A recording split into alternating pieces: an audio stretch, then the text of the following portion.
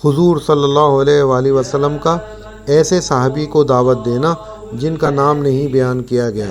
حضرت ابو تمیمہ رضی اللہ عنہ اپنی قوم کے ایک آدمی کا واقعہ بیان کرتے ہیں کہ وہ آدمی حضور صلی اللہ علیہ وآلہ وسلم کی خدمت میں حاضر ہوا، یا حضرت ابو تمیمہ رضی اللہ عنہ کہتے ہیں کہ میں حضور صلی اللہ علیہ وآلہ وسلم کی خدمت میں موجود تھا۔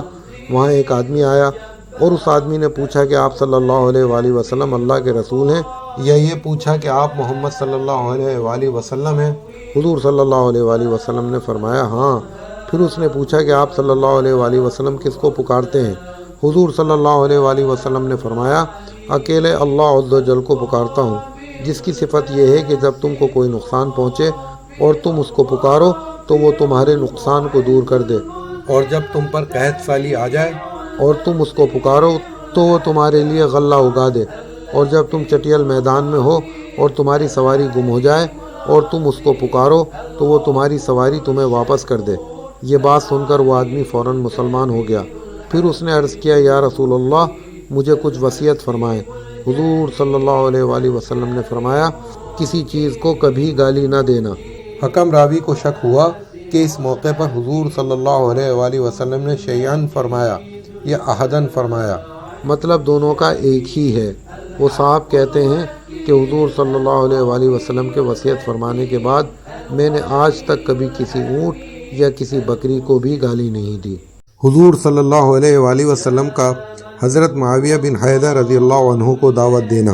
حضرت معاویہ بن حیدر رضی اللہ عنہ بیان فرماتے ہیں کہ میں نے حضور صلی اللہ علیہ وآلہ وسلم کی خدمت میں حاضر ہو کر عرض کیا یا رسول اللہ میں آپ کی خدمت میں اب تک اس لیے نہیں آیا کہ میں نے ہاتھوں کی پوروں کی تعداد سے بھی زیادہ مرتبہ قسم کھائی تھی کہ نہ میں کبھی آپ صلی اللہ علیہ وآلہ وسلم کے پاس آؤں گا اور نہ آپ صلی اللہ علیہ وآلہ وسلم کے دین کو اختیار کروں گا۔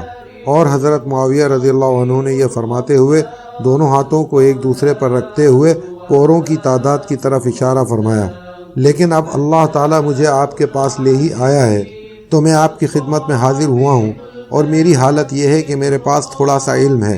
میں آپ کو اللہ کی عظیم ذات کا واسطہ دے کر پوچھتا ہوں کہ ہمارے رب نے آپ کو کیا دے کر ہمارے پاس بھیجا ہے؟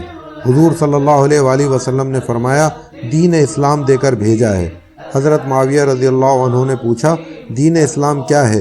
حضور صلی اللہ علیہ وآلہ وسلم نے فرمایا دین اسلام یہ ہے کہ تم یہ کہو میں نے اپنے آپ کو اللہ کا فرما بردار بنا دیا اور اللہ کے علاوہ باقی سب سے میں الگ ہو گیا، اور نماز کو قائم کرو اور زکوٰۃ ادا کرو، اور ہر مسلمان دوسرے مسلمان کے لیے قابل احترام ہے، دونوں مسلمان آپس میں بھائی اور ایک دوسرے کے مددگار ہیں، اور مشرک آدمی جب مسلمان ہو گیا تو اب اسلام کے بعد اللہ تعالیٰ اس کے عمل کو اس وقت قبول فرمائیں گے جب وہ مشرکوں سے جدا ہو جائے، یعنی ہجرت کر لے۔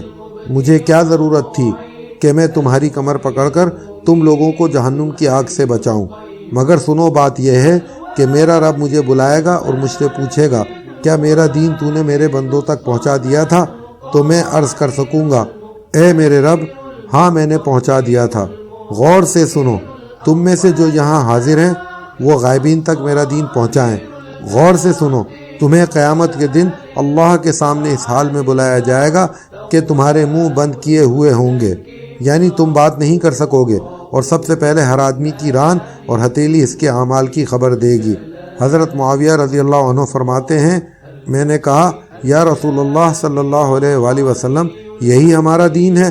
آپ صلی اللہ علیہ وآلہ وسلم نے فرمایا ہاں یہی تمہارا دین ہے، جہاں بھی رہ کر تم اس پر اچھی طرح چلو گے یہ دین تمہارے لیے کافی ہو جائے گا۔